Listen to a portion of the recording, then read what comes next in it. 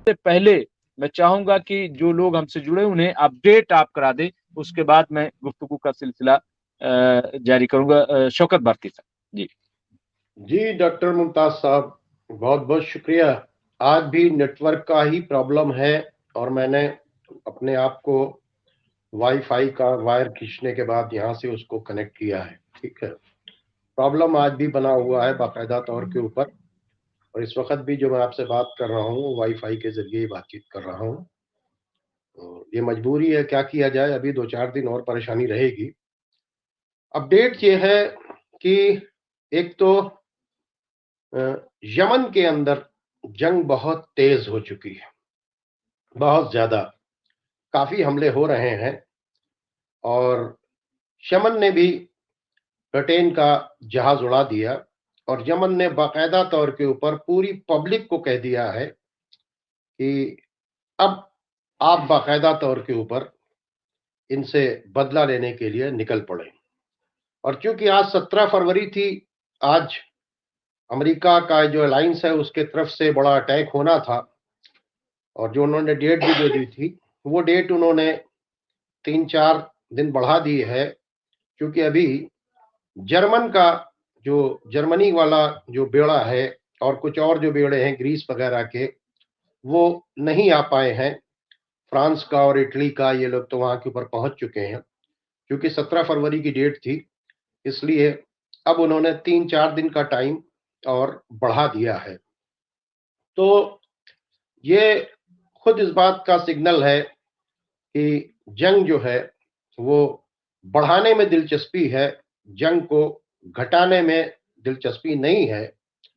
और यही एक बयान नहीं है, बल्कि आज जो इजराइल का जो रब्बी है, जो यहूदियों का बहुत बड़ा मजहबी रहनुमा है, उसने भी बाकायदा तौर के ऊपर बयान जारी किया है और कहा, गाजा वालों सुनो,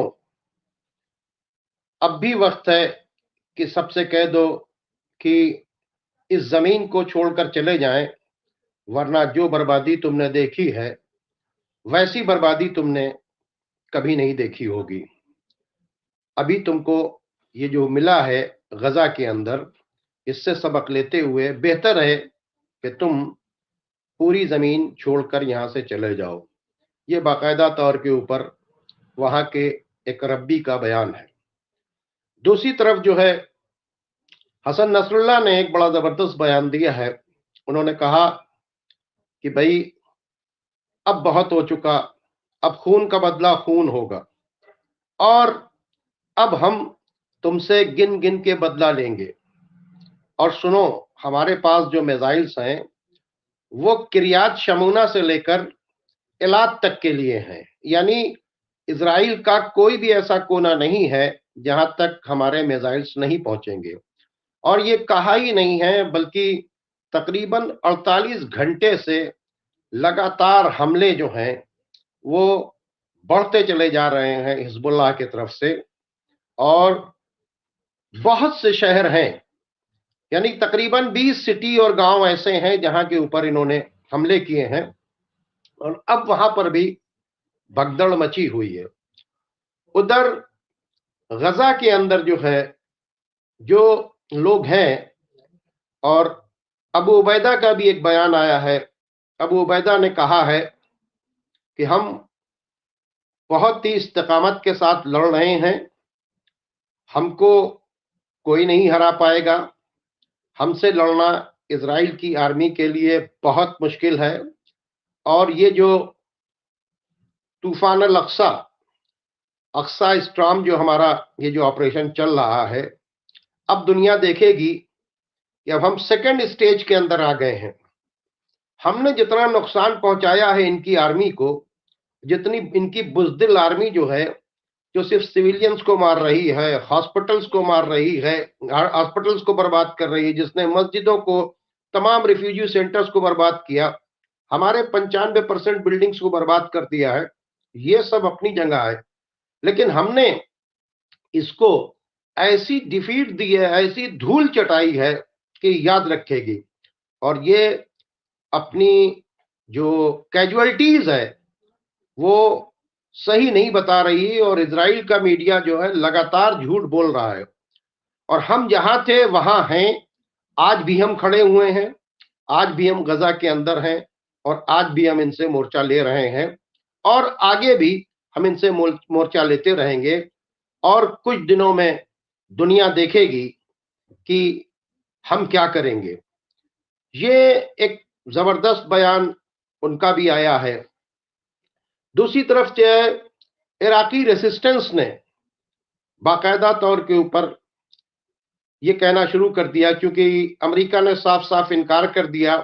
पहले वो कह रहा था कि हम 90 दिन के अंदर इराक और सीरिया को छोड़कर चले जाएंगे, लेकिन जब अमेरिका ने जाने से वहां से इनकार कर दिया और अमेरिका ने टावर 22 के अटैक के सिलसिले में हिजबुल्लाह के लोगों को जो मारा, तो उसके बाद से अब जो है, जो इस्लामिक रेजिस्टेंस है उसने बाकायदा तौर के ऊपर सीरिया के अंदर इनकी जो बेसेस हैं उनके ऊपर बहुत जबरदस्त, अमेरिका की उनके ऊपर बहुत जबरदस्त हमला किया।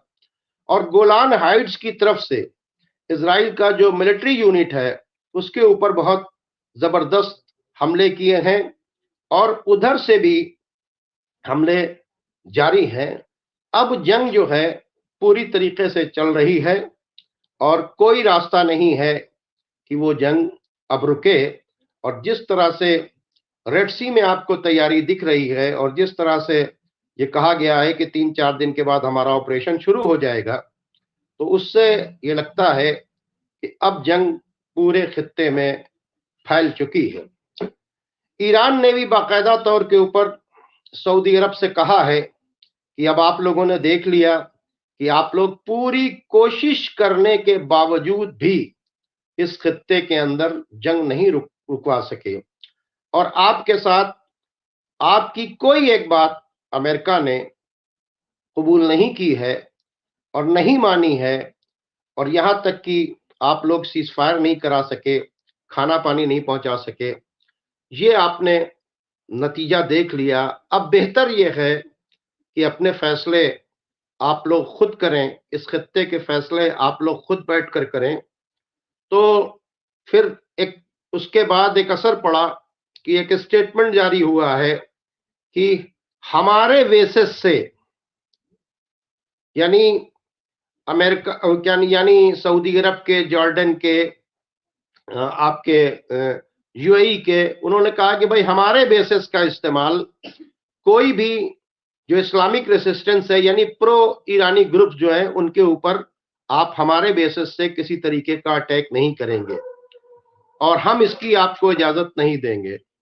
तो ये इन्होंने इस बयान को दे दिया। और सबसे अफसोस की बातचीत ये है कि 7 अक्टूबर से लेकर आज तक 701 शिप तकरीबन जो है टर्की के तरफ से, सिर्फ टर्की के तरफ से पहुंचे हैं। किसकी मदद के लिए? इजराइल को मदद पहुंचाने के लिए। यानी 701 शिप पहुंचे हैं बाकायदा तौर के ऊपर। ये पूरा डाटा जो है बाकायदा तौर के ऊपर रिलीज हो गया है। यूं तो 2022 से ही बहुत ज्यादा इजराइल और टर्की के बीच में कारोबार बढ़ा हुआ है, लेकिन 7 अक्टूबर के बाद से लेके अब तक जो है 701 शिप टर्की के वहां के ऊपर पहुंचे हैं। और यहां तक कि गजा के लोगों ने उस मिसाइल के टुकड़े को सामने पेश किया जिस पे मेड बाय टर्की लिखा हुआ था। उन्होंने कहा कि अफसोस ये है कि वो मिसाइल्स जो इजराइल ने सप्लाई, जो टर्की ने सप्लाई की इजराइल को, तो वो मिसाइल जो है आज हमारे ऊपर फायर किया गया। ये सारे डेवलपमेंट्स हैं जो मैंने अभी आपके सामने रखे। बहुत बहुत शुक्रिया शौकत भारती साहब इस डेवलपमेंट को बयान करने के लिए। और